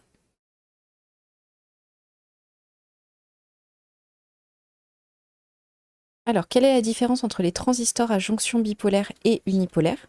Les transistors bipolaires et unipolaires peuvent être classés selon leur fonctionnement de base. Bipolaire, c'est le courant électrique qui circule grâce à la présence d'électrons et de trous. En revanche, dans un transistor unipolaire, le courant ne circule que grâce aux électrons ou aux trous. Exactement. C'est ça? J'ai compris. Arrête, me dis pas que j'ai compris. C'est pas possible que je... Pour l'amplification de signal. Écoute, c'est génial.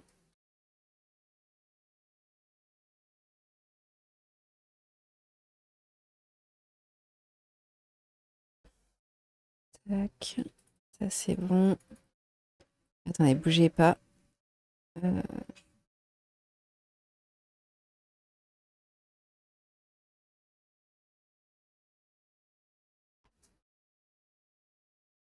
Allez, c'est tout bon ça. Donc, c'est trop cool. C'est hyper clair. C'est trop bien. Du coup, ça m'étonne d'avoir compris. La vie n'est pas toujours compliquée. Effectivement. Allez, parfait. Ok. Donc, on a la fabrication du transistor. On est bon. On a pourquoi on a besoin de silicium parce que c'est un semi-conducteur. Tu vois, je suis en train de faire le calcul enfin, le recap dans ma tête des questions que j'ai. Et là, j'ai une des questions. Pourquoi on est passé du germanium au silicium? Il était moins cher, plus facile à trouver. Parce que j'ai bien compris que le premier transistor était avec une plaque fine de germanium et que ça, c'était pas pratique à produire. Et c'est pour ça qu'ils sont allés sur un autre type de production. Mais à la base, on était vraiment sur deux électrodes qui étaient posées sur une fine plaque de germanium.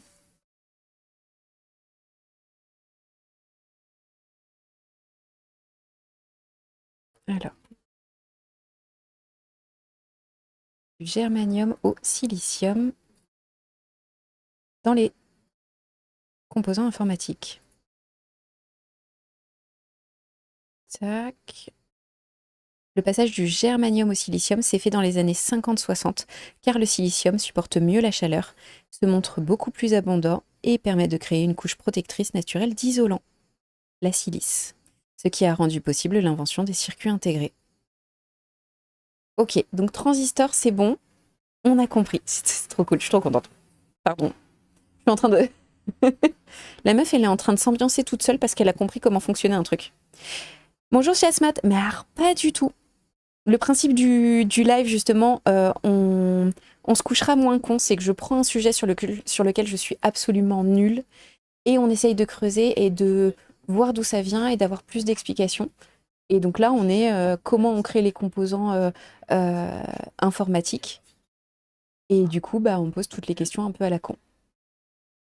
Oh, coucou Malf! Tu devrais aller regarder les portes logiques et les multiplexeurs pour passer du transistor au calcul binaire. Je ne sais pas si je me suis fait comprendre. Si je te spoil pas trop, dis-le moi, comme ça je te laisse chercher. Pour l'instant, je pense que c'est peut-être un peu trop avancé et ça a fait un saut monstrueux. Là, j'avais envie de partir sur les cartes mères. Comment on crée une carte mère?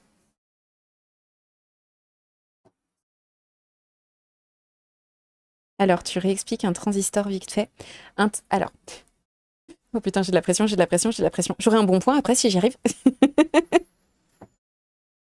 C'est le moment, les gars, lâchez tous vos primes.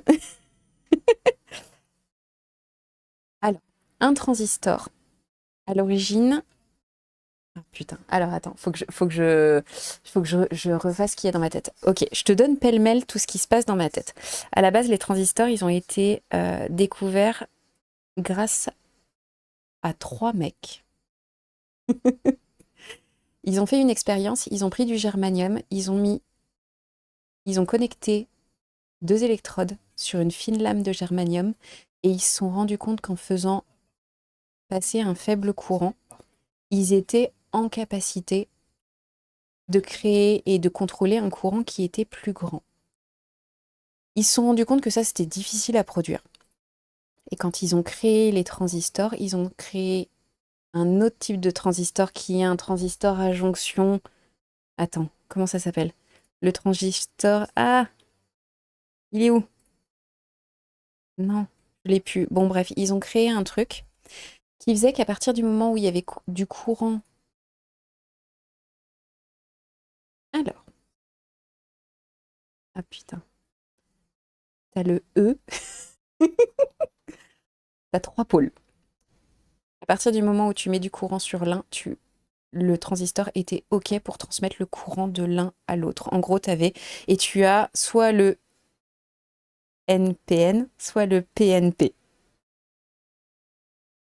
Coucou Nab!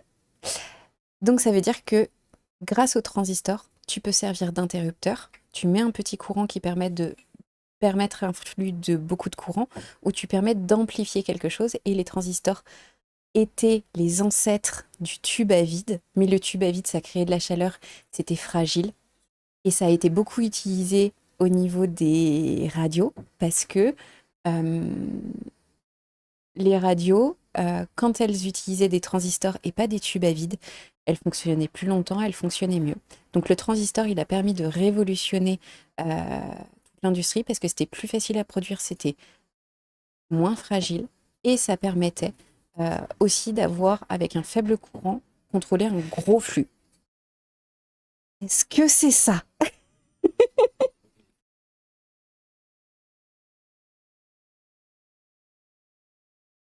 Quelle est la différence entre la diode et un transistor? Le transistor, en fait, avec, si j'ai bien compris, le transistor, il permet de servir d'interrupteur ou d'amplificateur, sachant que ta diode, elle permet, avec un filament qui est chauffé, de passer des électrons d'une cathode qui est chargée négativement à une anode qui est chargée positivement. J'ai un doute entre les deux, entre la charge de l'anode et de la cathode. À l'inverse de la triode qui a une grille au milieu. Et cette grille, elle permet de contrôler le flux d'électrons et l'intensité. La différence entre la diode et la triode. Alors déjà, avant de me poser une autre question, confirme si c'est la bonne. Confirme ma réponse si c'est bon. Merci pour le follow, Coldre. Attends, anode et cathode. En gros, le transistor, il permet, oui, soit d'être un interrupteur, soit d'amplifier. Et en gros, il y a 3 trucs, et c'est ça où il faudra juste que je revérifie, mais je crois avoir compris. J'en sais rien, moi c'était une question. Ah bah c'est pas pareil. La principale différence entre une diode et un transistor réside dans leur structure et leur rôle. Une diode possède 2 bornes et laisse passer le courant dans un seul sens, tandis que le transistor possède 3 bornes et sert à amplifier et à commuter un signal. Ok, c'est cool. Merci pour le follow, Zizi Sparda. Bonjour Glenn Desert. Depuis quand existent les ordinateurs? Alors attendez. Malf. Ah, c'est pas mal, c'est une bonne explication, merci. Et pyroxyte, le transistor avec un faible courant, tu peux en contrôler un plus gros. Ça fait de l'amplification. Ça, ouais, ça c'est bon, c'était ok. Et merci Chessmat. Alors attends, je réponds aux questions. Chessmat, ta question c'était... Ah ok, c'était une question. Je vois pas ce que tu veux dire par diode commandée. Moi, je vois la différence entre une diode et une triode, mais je crois que Pugsley a répondu à ta question en disant que la différence entre une diode et un transistor, ça réside dans la structure et dans le rôle, pardon. Il y a 2 bornes sur une diode, sachant que sur un transistor, il y en a 3, et il sert à amplifier ou à commuter un signal. Je découvre et j'aime le concept. Ouais, en gros, le concept, c'est on prend n'importe quelle notion où je suis nulle et on essaye de comprendre. Attends, est-ce qu'on est sur le sujet ou pas?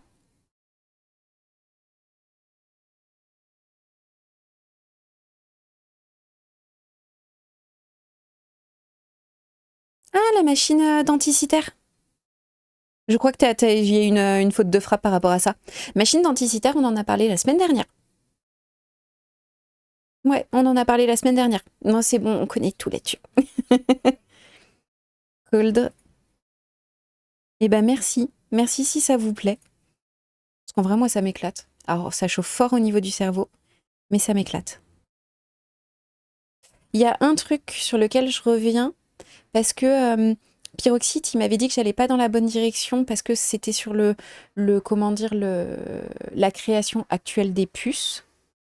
Ce qui m'a permis d'être bien sur le transistor, et merci d'ailleurs. Le chat, vraiment, n'hésitez pas si vous voyez que ça me fait faire des bons ou que je suis en train d'essayer de comprendre un truc qui s'est fait dans les années 50 et que je lis en gros le fonctionnement qu'il y a dans les années 2000. En gros, il faut que j'ai cette information-là.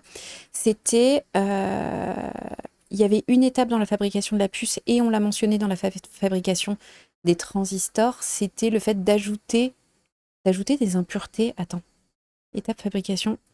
Je crois que c'est l'avant-dernière étape que j'ai pas compris. En vrai, j'ai pensé à faire la même chose, mais je crois pas que je streamerai un jour. Je découvre, j'aime le concept. Eh ben écoute, si t'as envie, je pense que Se renseigner et streamer, c'est deux choses différentes, mais tu lance-toi si ça t'éclate. L'enrichissement. Ah, c'est ça. Attends. Fabrication.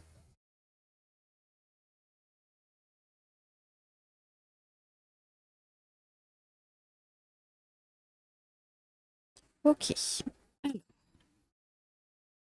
Le dopage. Voilà, c'est ça. Injection d'impuretés pour modifier la conductivité du silicium. Ah bah c'est bon, j'ai compris. En gros, ton silicium de base, c'est un matériau semi-conducteur. Donc c'est un matériau qui est semi-capricieux. C'est une personne semi-contrariée. Pardon. Ok, on ajoute des impuretés pour modifier la conductivité. Ok. Donc, dopage, transistor.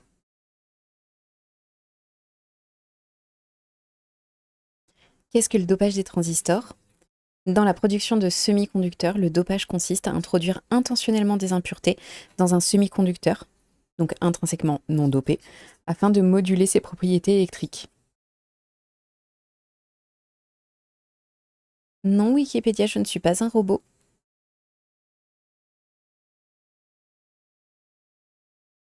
Le matériau dopé est appelé semi-conducteur extrinsèque.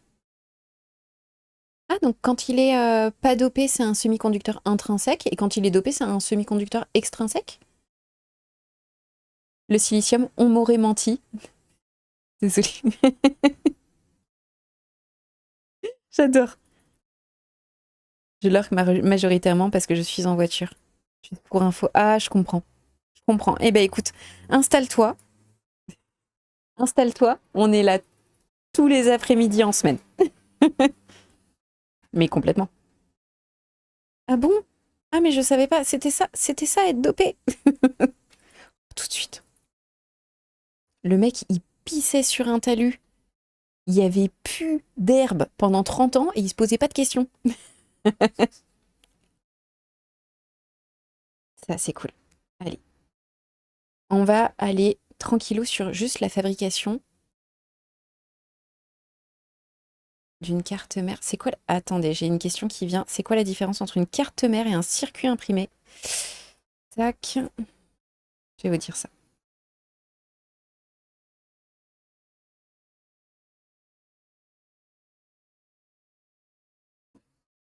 La carte mère, c'est un type particulier de circuit imprimé.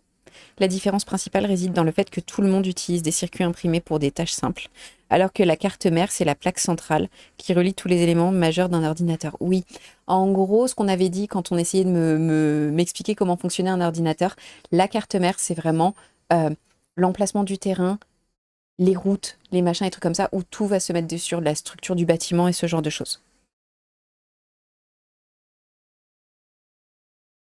Ok, tu lis plus vite que je sais écrire. Merci, Pugsley. Alors, et donc, comment on fabrique un circuit imprimé? Alors, déjà, à quel moment? Parce que avant les ordinateurs, c'était, quand on voit les gros ordinateurs des années 50, c'était des trucs monstrueux. T'en as un qui faisait 17 mètres de long sur 2 mètres 50 de large. T'en avais un autre, c'était sur 160 mètres carrés. T'avais que des lumières, en gros. Euh, T'avais, si je me trompe pas, le Z3 et l'ENIAC. À quel moment on a fait des circuits imprimés? Et comment on les fabrique?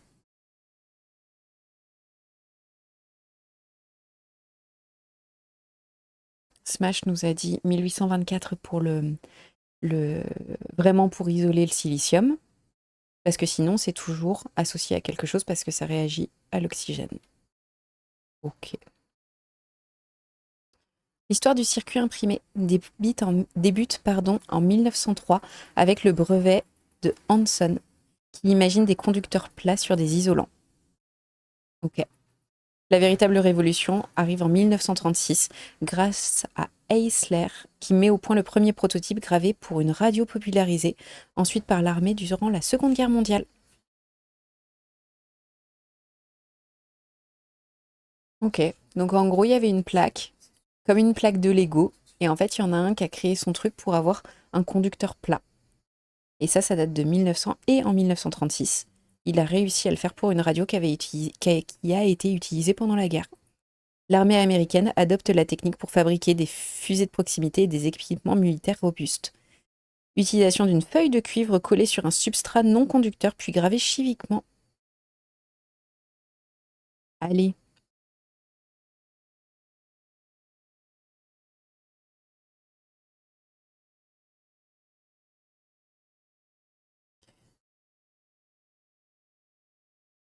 Histoire des circuits imprimés. L'impact de la guerre. Forcément, hein, quand la guerre est arrivée à ce moment-là, bah, ils ont eu besoin de communiquer et ils ont mis aussi beaucoup de fonds dans la recherche. En fait, dans un sens, on peut dire aussi que toutes les inventions et toutes les grandes découvertes sont aussi liées à la politique, à la nécessité. Et donc, faut voir, en fait, souvent, il y a plein de découvertes qui se font sur les périodes un petit peu avant, pendant et après la guerre, et ce genre de choses, parce que bah, où est la nécessité et où va l'argent aussi. Alors, progrès et intégration.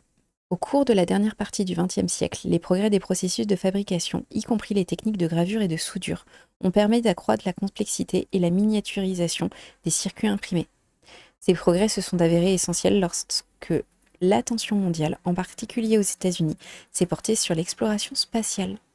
Les circuits imprimés ont contribué à rendre l'exploration spatiale réalisable grâce à leur légèreté et leur efficacité énergétique, deux critères essentiels pour les engins spatiaux.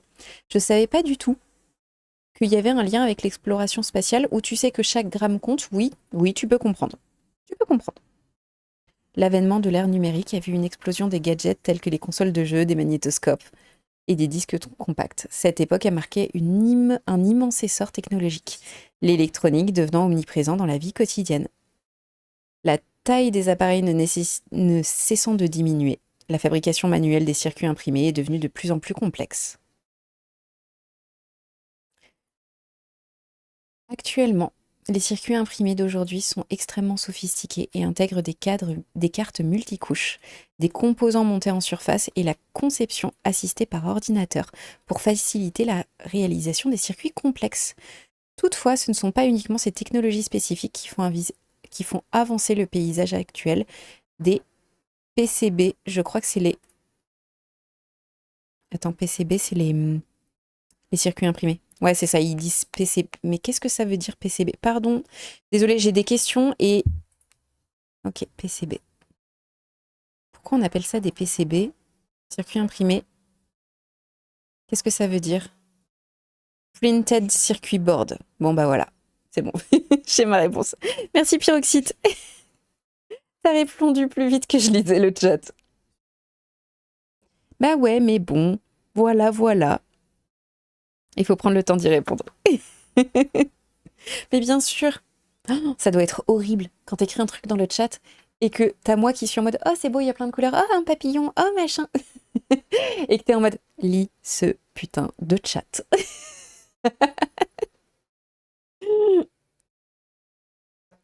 Parfois, il parle aussi de PCA pour assembly. Oh, merci pour la précision. Ok. Donc ça reste... Si on simplifie, ça reste... Pardon, il y avait une mobilette. Tu as une plaque isolante sur laquelle tu as créé une route conductrice.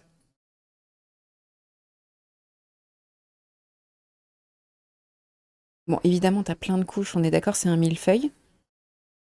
4 couches, trame de fibres de verre, vernis vert, pastille, avec soudure. Bah oui, parce qu'il faut faire des trous. Mais ça me rappelle quand j'étais en 4e et que j'étais en cours de techno, où ça, par contre, c'était cool à faire. J'ai fait un petit boîtier lumineux électronique où t'appuyais dessus et ça faisait une petite lumière, en fait.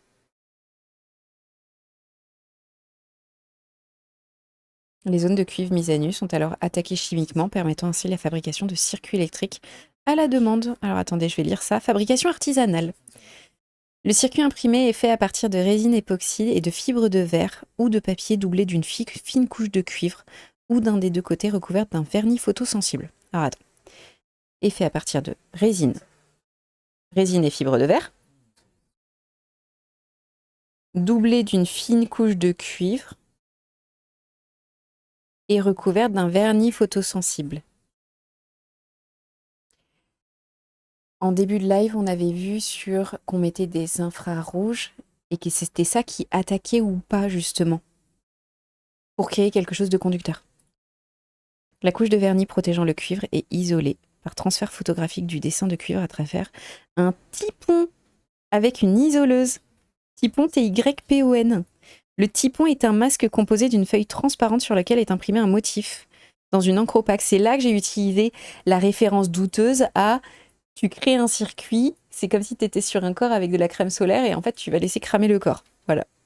Ne me demandez pas pourquoi, je sais c'est bizarre. Mais en gros, c'est quand tu fais des petits... Ouais. Oui, moi je le vois comme ça en fait, si c'est photosensible, je le vois comme t'as tartiné ta crème solaire et t'as oublié une zone et la zone elle a cramé.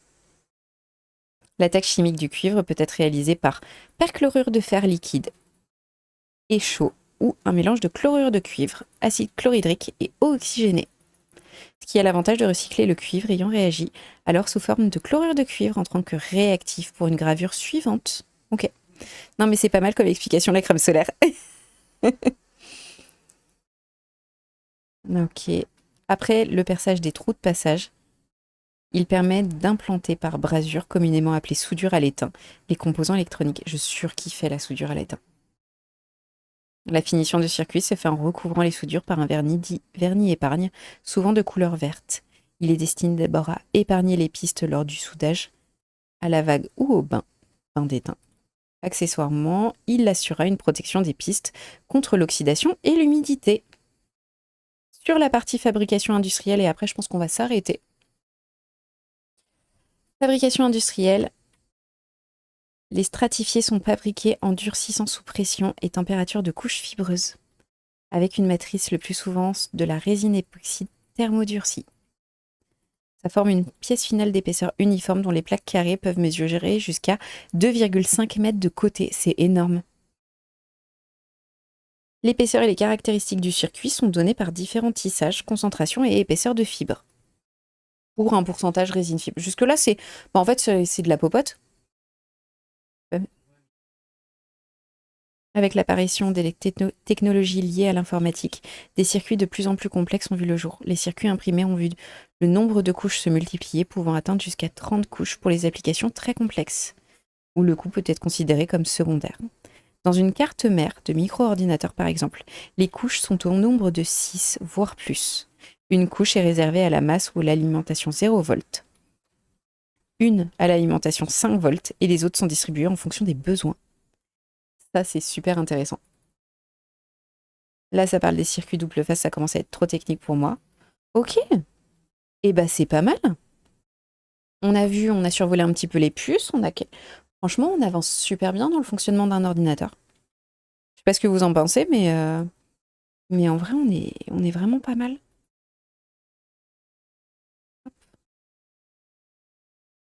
Je pense que demain, on va voir le processeur. Je pense qu'on va continuer, mais je pense qu'on va pas, ça va pas durer très longtemps la fabrication. Mais du coup, à quoi ça sert? De quoi, le circuit imprimé? Bah, t'as ta carte mère qui est un certain type très précis de circuit imprimé. Ton circuit imprimé, si moi j'ai réfléchi là 2 minutes,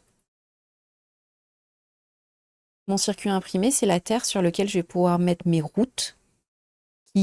Ces routes-là sur un circuit imprimé, sont des routes qui sont conductrices et me permettent d'aller d'un élément à un autre. Ça me permet de transmettre l'électricité.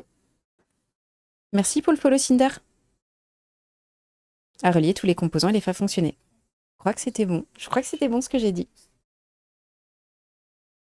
Ouais, c'est ça. Moi, je le vois, le circuit imprimé, je le vois vraiment comme la plaque de Lego avec laquelle on a tous joué, ou en tout cas, moi, j'y ai joué pendant 1000 ans et 1000 ans. Bah, en fait, tu vas créer une route dessus et cette route dessus, en fait, c'est celle qui va te dire, bah, en fait, si je mets un courant électrique sur la plaque, il se passe pas grand-chose. Par contre, si je vais sur la route, c'est moi qui ai déterminé que cette route, elle pourra aller à différents éléments.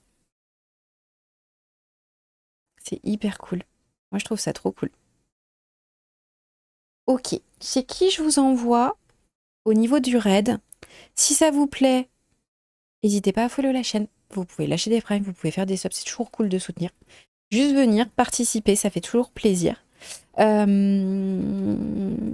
va essayer de caler ça. C'est qui je vous envoie? Est-ce que vous avez... Attendez, est-ce que j'ai des gens... Ah bah il y a Vince qui est en live. Eh bah écoutez, je vais vous envoyer chez Vince. Vince qui a été un des premiers à faire un raid sur le jeu que j'adore, Enshrouded. Et du coup, ça a été un des premiers à raid sur ce jeu-là. On venait juste de le découvrir avec le modo, du coup c'était trop cool. Je vous envoie chez lui. Il est en train de jouer à... Il est encore sur Palworld. Il est en train de jouer à Palworld. Il a une légère addiction à Palworld. Mais du coup, c'est trop cool. Alors, le modo qui a dit... qui a dit en avance bonne journée à tout le monde, il est en train de se battre. Oui, il est en train de se battre. Allez, je vous envoie en raid chez Vince. Morgane, est-ce que c'était clair ou pas comme explication? Maintenant, on sait le transistor, le silicium, le circuit imprimé. Dans un sens, comment on crée une carte mère. Sur une carte mère, il y a 6 couches. Non, en vrai, c'est trop cool. Moi, ça me plaît trop. Alors, je vous envoie... Ouais, au top. Bon, bah, parfait. Demain, on continue. On va faire une petite pause sur... parce qu'on a Smash qui nous a lâché sur un live qui faisait comment dire, des feux d'artifice. Et du coup, en plein milieu de mon live, j'étais en train de jouer avec clair-obscur. J'étais Smash, j'ai 1 milliard de questions. Donc, il y a un moment, préparez-vous, il y aura aussi des ordinateurs, mais il y a un moment, on fera une pause pour comprendre comment fonctionnent les feux d'artifice. Allez, je vous envoie en raid chez Vince. Je vous fais des bisous. Comme d'hab. Merci Blitelli, merci pour le follow. Je vous envoie chez Vince et je vous souhaite à tous un très bon après-midi. Je vous fais des bisous. Je vous dis à demain matin pour un live de Paul et demain après-midi pour le on se couchera un moins con. Tout début d'après-midi. Si je fais ça, normalement ça va le lancer dans 10 secondes. Allez, parfait. Et n'hésitez pas à passer voir Morgane aussi sur ses lives. Elle live le soir. Allez, je vous fais des bisous. Bye.